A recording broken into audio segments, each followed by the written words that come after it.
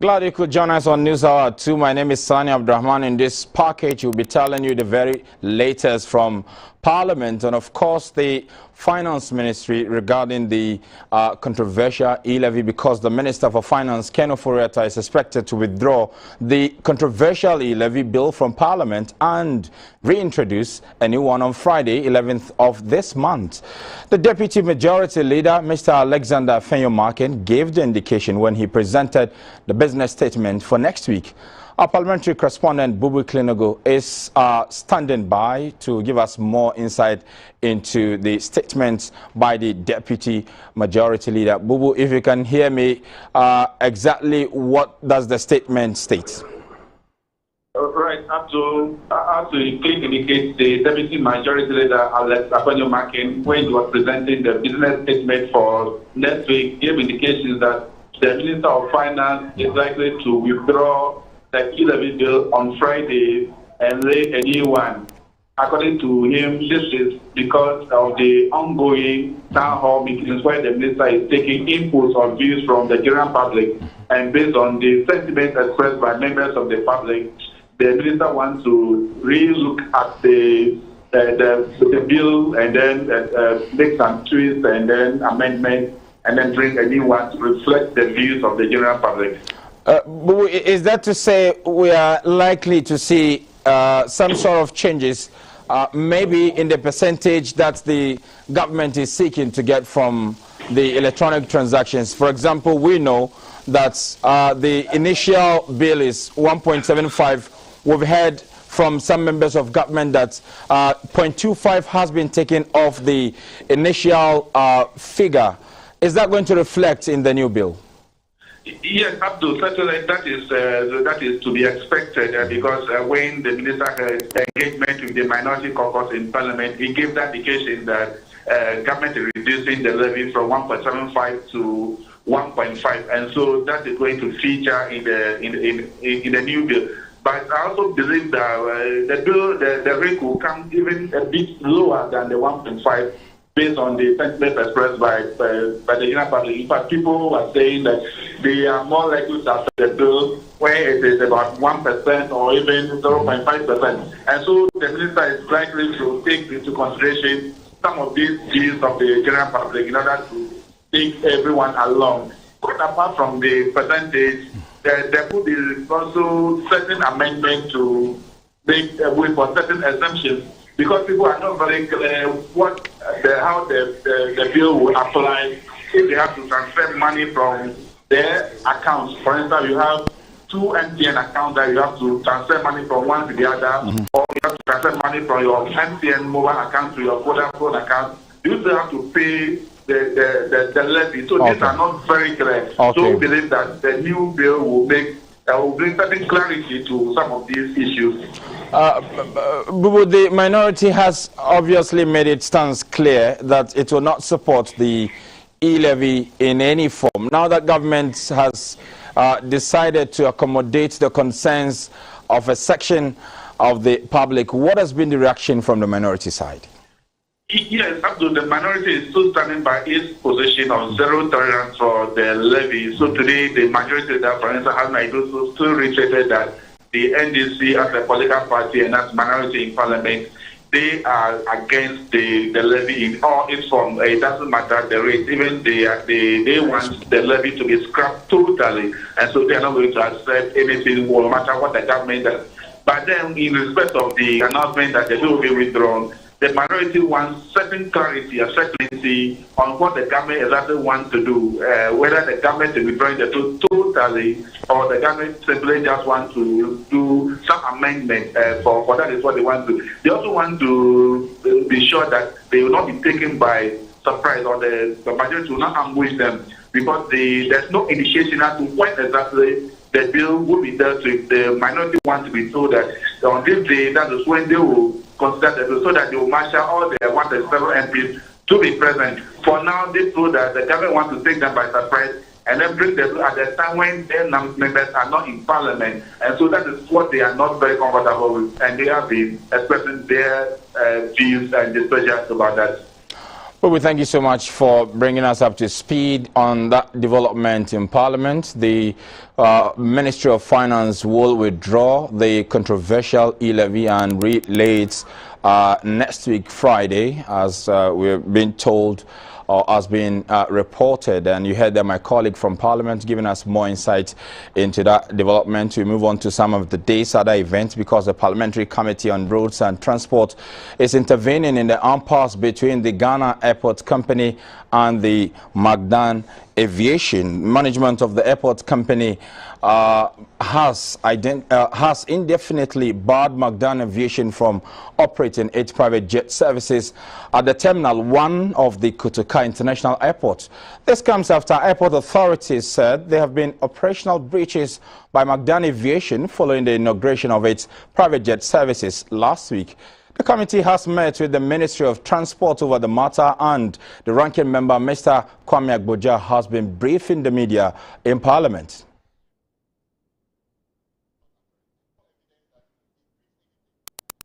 We were also told that the license or the authorization was for only 90 days. And then the letter says that the letter dated 1st October. What it basically means is that from 1st October till today, let's calculate 90 days. It means that by today, that temporary authorization has expired. So what ought to be done is that if that aircraft, we are told, is out of the jurisdiction now, if it returns, they have to get further authorization for them to operate even as a private jet for his own personal use or business use. My brothers and sisters, we have listened to the ministry and the agency. We feel that this thing came out simply because of a misunderstanding between them.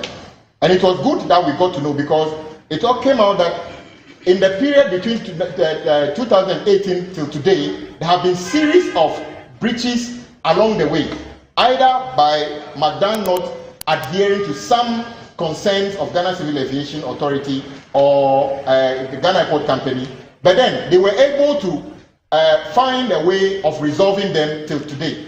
The significant one that happened on Friday was simply because they thought they didn't finish many of the things that ought to be done before. Because, for instance, is the terminal ready to receive international passengers, since it's just another interface of the airside at the Kotoka International Airport? The answer is no, because we don't have immigration, national security, Ministry of Agri, and all those things stationed there now. And those ones are not staff that are supposed to be provided by Magdan Aviation.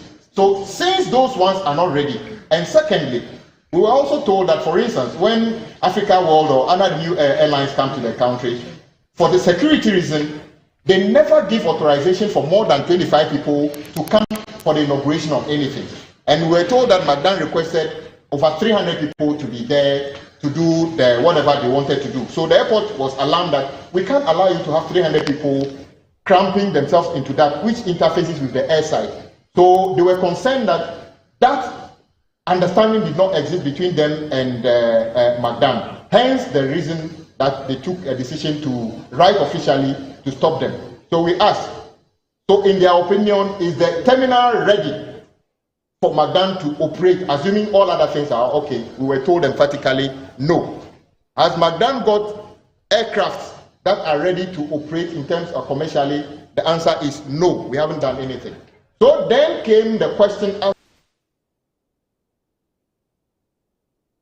the Metropolitan Chief Executive for Sekondi Takoradi, Abdul Mumin Isa, has been suspended from fire. Mr. Giovanni Geraldo, a member of the family, said they called the Ghana Fire Service earlier, but the officers could not douse the fire due to a faulty of GBC to seek the interest of its employees by playing its role as an employer and paying its quota.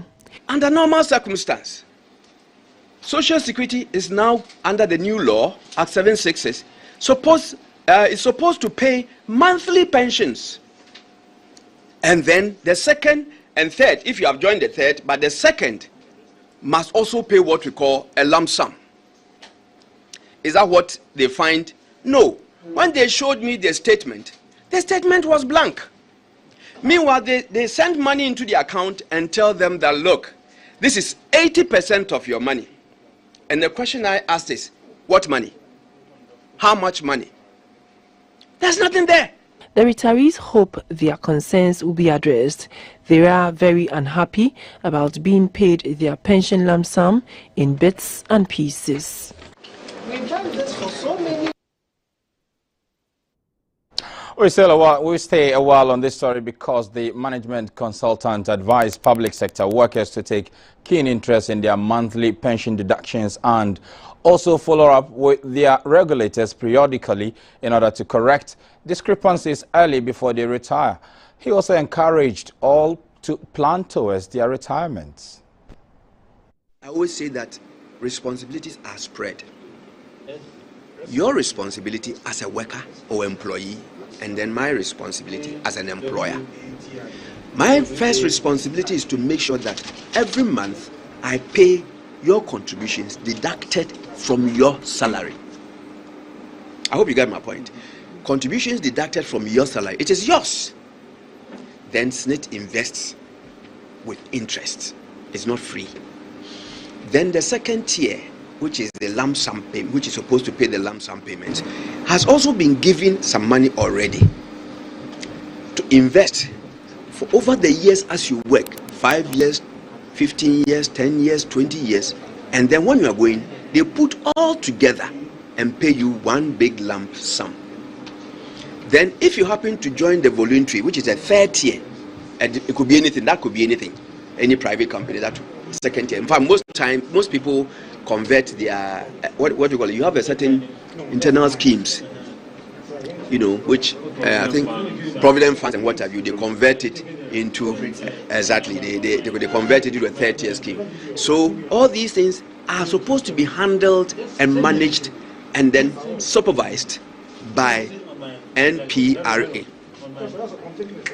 I know it's a very tedious job, but so far as it is within their mandate, they have to be responsible and make sure that all these are catered for.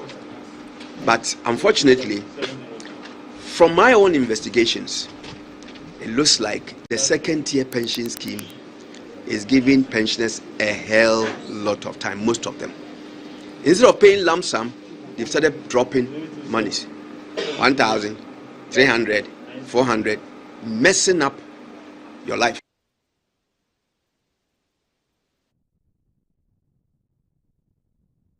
Now, income, education, location, and discrimination based on ethnicity, gender, sexual orientation, age, disability, and lifestyle are a few factors that can negatively affect cancer care. This year's World Cancer Day celebrations therefore marks the first year of the 3-year Close the Care Gap campaign. It focuses on understanding and recognizing the inequities in cancer care around the world, raising questions about the status quo and helping reduce stigma, listening to the perspectives of the people living with cancer or survivors and their communities. The next 2 years of the campaign will focus on uniting to execute every action intended at closing the gap in cancer care through the engagement of leaders and policymakers.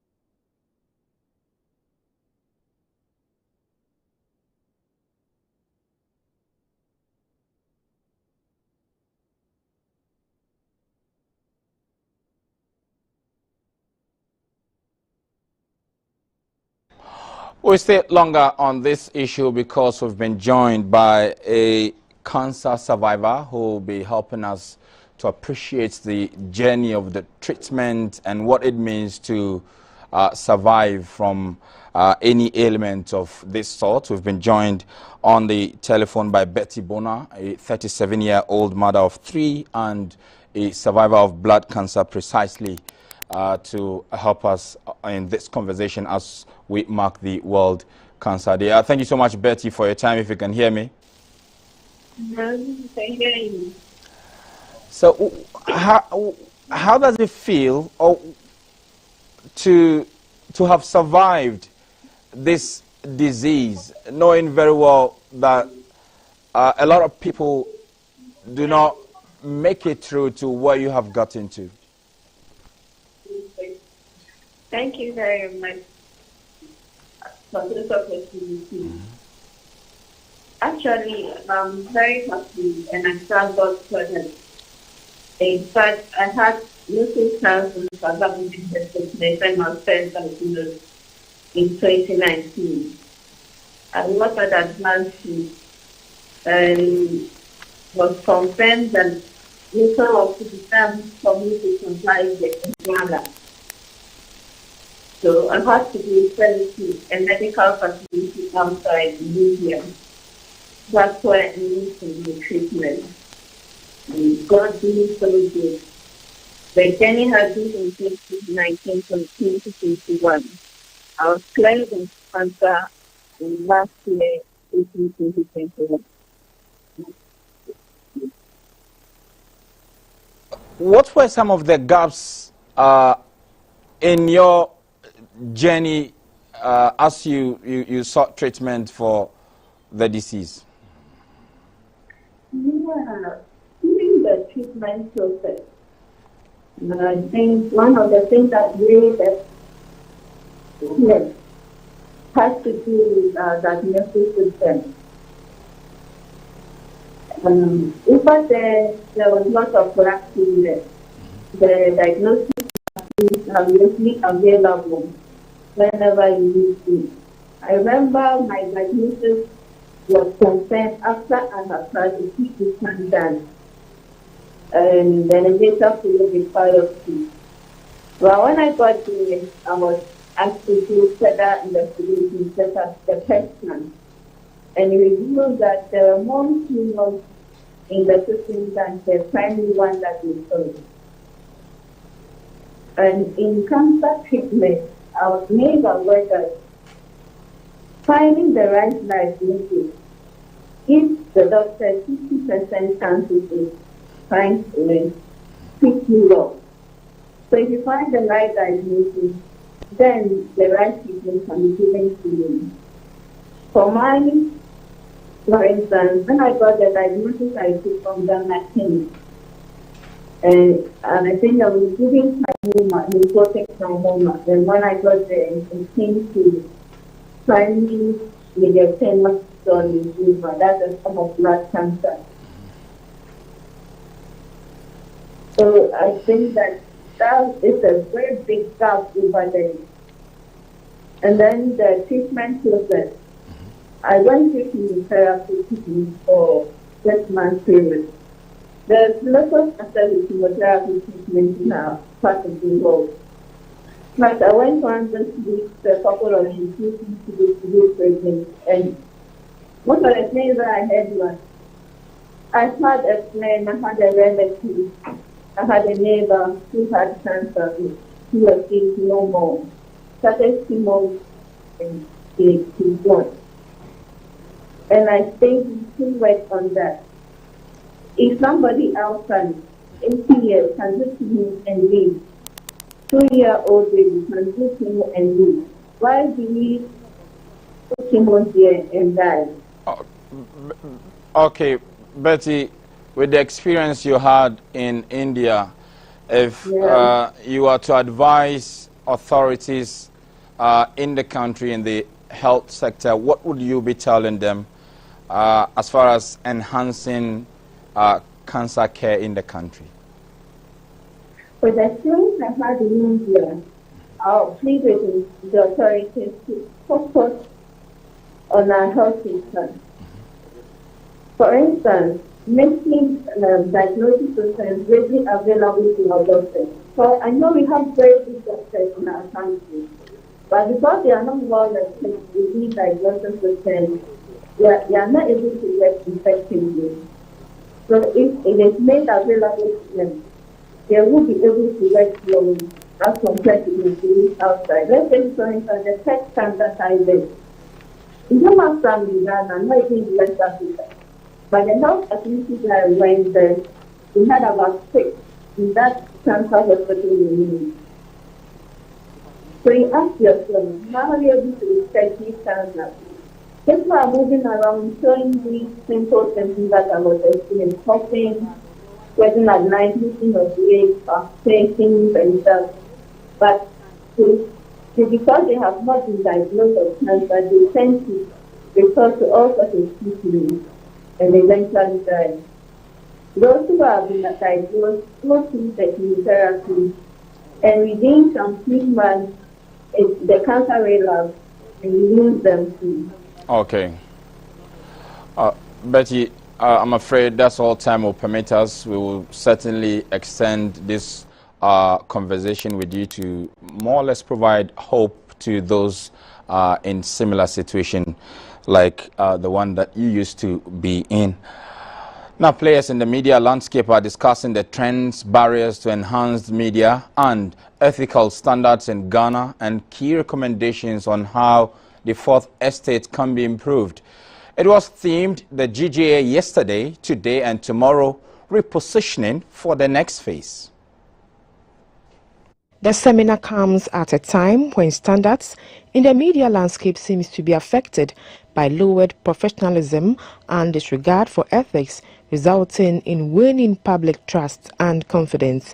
The 3-day seminar organized by Comscraft Consult will provide a platform for persons in the Inky fraternity to discuss the current state of the Ghana Journalists Association and the way forward. Speakers, governance and media consultant Dr. Franklin Asaridonko, Manasseh Azura Wuni, Gehat Mensah, among others, emphasize adherence to key media ethical norms including decency, objectivity, accuracy, fairness, balance, respect for privacy, and protection of minors. We need to consider building a suite of benefits that members will have when they join this association. And I'm not talking of benefits in terms of cash or in terms of what goes into your pocket. I'm talking about benefits in terms of the extent to which this association helps you, for instance, to build your capacity, the extent to which it gives you the platform to practice, the extent to which this association protects you. We conducted a national survey to find out the status of women in the Ghanaian media, because unless you know what your status is, how do you design the interventions that will bridge the gap? How would you, scientifically measure progress over a number of time? And so at least now we do have a baseline survey. We know that the average age, of the woman in Ghana's media is young. We have a very young female population, which means there's a high attrition rate for women in the media industry. GBC News' channel manager, Ni Odate Lamte, was of the view that it's time to chart a new path for the GJA. The question that must concern all of us will be how to ask ourselves, where were we, where are we now, and where are we heading to? If we were able to clearly define these where and where and where, like Shamima said, it will be an easy path for us to correct the wrongs and move on. There was a consensus for the Carriage GJA executives whose tenure expired 14 months ago to stop using the association to solicit funds for personal gains and to also exit office to pave the way for elections to be held immediately. Meanwhile, the Ghana Journalists Association has signed a memorandum of understanding with the Knutsford University College for free training on communications and governance for media practitioners in the country. The 12-week advanced program is to start from February 4, 2022. The Nusford University College is a private tertiary institution offering university education to students all over the world, with an aim to give first-class education to students in different fields of study. The school, founded in 2007, currently has a student population of 1,500.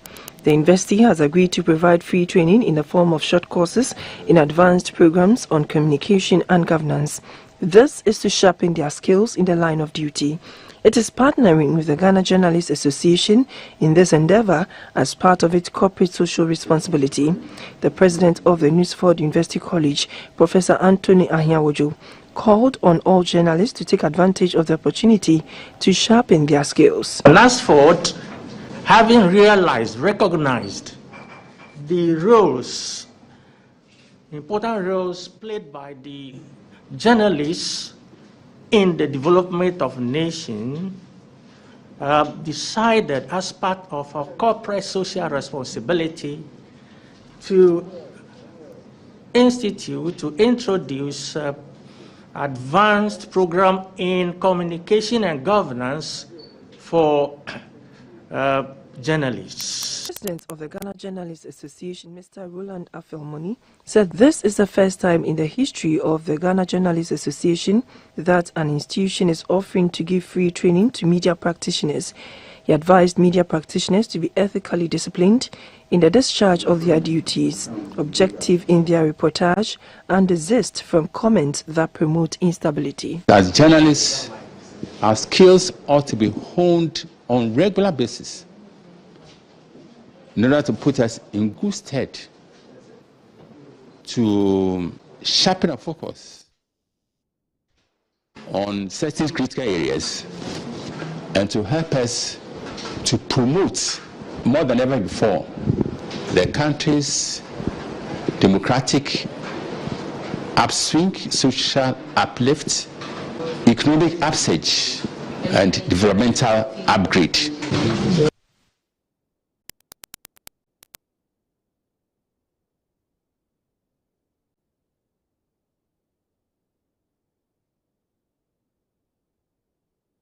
A group of the Laboni Senior High School Old Students Association has handed over a project they financed to support the operation of the school.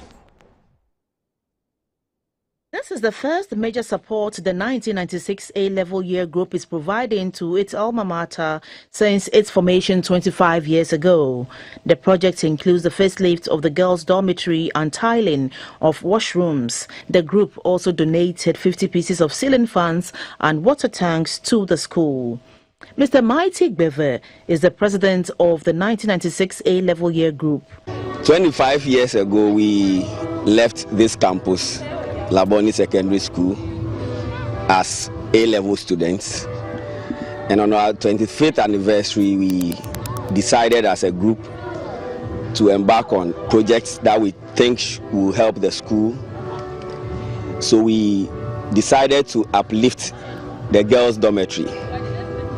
So some of the things we did at the girls' dormitory is changing their mosquito nets, changing their doors and trap doors, and then we tiled their washrooms. The Chief Director of the Ministry of Education, Mr. Divine Yao Ayijoy, called on old students of senior high schools to be proud of their alma mater and also support them in diverse way in order to improve teaching and learning. I strongly believe that it is never out of place for past students of senior high schools who were privileged to have been educated and groomed by such institutions and are now in the position to support their alma mater to endeavor to do so in a bid to complement government's efforts at providing infrastructure in our senior high schools. The theme for the anniversary was harmonious relationship with All Students Association, a critical factor in the provision of quality education in Ghana.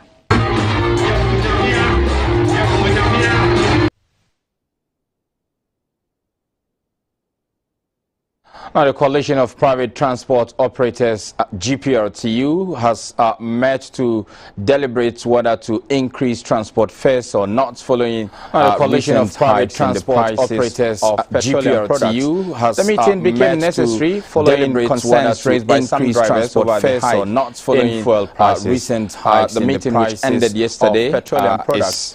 The meeting became necessary following concerns raised by some drivers over the hike in fuel prices. The meeting which ended yesterday is engaging all stakeholders across the value chain officer of the help mitigate the impact of the rising fuel prices on transport. They concluded. Has been joined by can hear me. Who is the thank you so much for your time this afternoon. Tell us the next line of action for the meeting ended. The GPRTU following the meeting. Abbas, you can hear me. Thank you so much for your time this afternoon. Yes, Abbas, can you hear me? The next line of action for let's start with the outcome of the meeting yesterday and what do you intend to do? Yes, thank you very much. Yes, Abbas, can you hear me? Yes, I can hear you. Let's start with the outcome of the meeting yesterday and what do you intend to do? We look at the current economic situation we know which we are. That was looking at the rate of the fuel ever since economic situation that we are. We came up with 13%. Although by then fuel has gone up to ever since 7% last July that we came up with that 13%. Although by then fuel has gone up to I think we have a threshold of about 10%. We increment in fuel 13%. We've had, and from that about I think we have a threshold of about 10%. We took all that into consideration. We look at the spare parts currently, which has gone up to about 30%. So even we look at inflation rate into consideration. We consider so many things currently, some of us have gone up to about 30%. Importing. Even we look at inflation rate activities. Finally, we consider so many things because some of us have 30% increment. Importing, but by then it was for our commercial activities. Service. Finally, definitely concluded to seek the government 30% can come out. But by then, say, increasing service for tomorrow. Definitely, no, but we have to seek the government. Presenting this to Monday. Come out. We have currently lots of justifications for tomorrow. Whatever percentage, but we are presenting this to Monday. Think about our currently and think about our clients as well. Whatever percentage, reasonable 30%. Normally, we are coming. Think about our work. And think about our clients as well. If you can confirm the percentage you are presenting to the Transport Ministry when you meet next week. This is what I'm Monday we are if you can confirm the percentage you are presenting to the Transport Ministry when you meet next week. This is what I'm talking about. Monday we are also prepared enough. We documents coming up with that I actually want to come up. Government would like to see something. Thank you so much for your time this afternoon. Also prepared enough. Ambassador Moro is the Public Relations Officer of the GPRTU, and as you heard, they are proposing a 30% increase in transport fares when they meet with the Transport Ministry on Monday. But that will be subject to the deliberations they will have. Increase in transport fares when they finally with the Transport Ministry move they want to make on Monday, but that's communicated to you. Subject to the deliberations we'll go for a break, they will return with more government officials, and finally the move they want to make will be communicated to you. We'll go for a break, we return with more on business.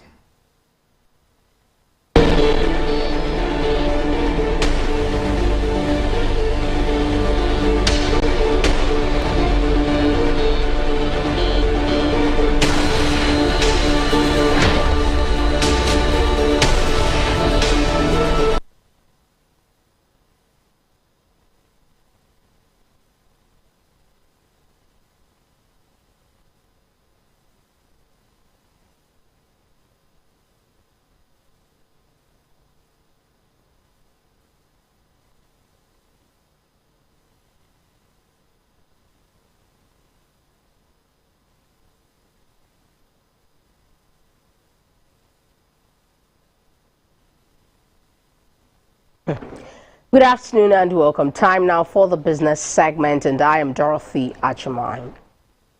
Foreigners living in Ghana and who intend Good afternoon to and be in the welcome. country Now for for a the period business of segment, time and I am required Dorothy to Achaman. register their SIM cards in Foreigners order living to keep in their Ghana mobile numbers and as who intend mandated by the to be National in the country for a period of time NTA for for Ghanaians to register have their their SIM cards in registered order with the Ghana to keep card. their mobile Foreigners numbers in the country as also have mandated up by to the March National 31, 2022 NTA to have for their SIM Ghanaians cards to have their re-registered. SIM re-registered with the Ghana card.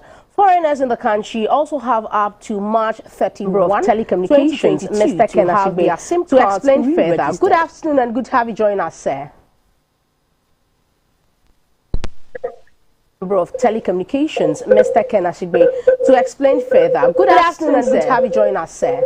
Yeah, good afternoon. Thank you for joining us. Thank you. So, what provisions have been made for foreigners to use the Ghana card for their SIM registration? Thank you for joining us. They cannot be identified as Ghanaians. Thank you. So, what provisions have been made for foreigners to use the Ghana card for their SIM registration since they cannot be identified as Ghanaians? Foreigners. Yeah. No, so what is the situation you live in this country? There are 90 days. The Ghana cards that are for, you can apply for a foreigner. Yeah. So identification card. Live in this country, and that longer than 90 days. Okay. For you can apply for the foreigner. If you're a resident, foreigner who's resident in Ghana, and that you also can apply for it. And then if you're a resident, foreigner who's resident in Ghana, the Ghanaian you also can apply for it.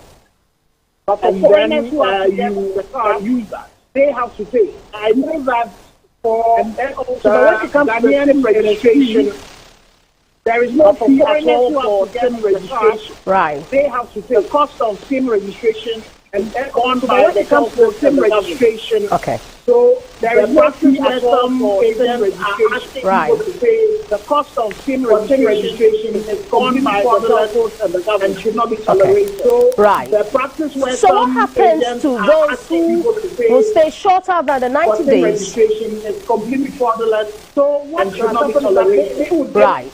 So what happens to those who will stay shorter than the 90 days? That says that they are supposed to live in this country for a short period. They are passed, so with that they then are able to then have their visa that says that right. So, Mr. Ashigbe, generally, is the chamber satisfied with the speed at which the registrations are ongoing?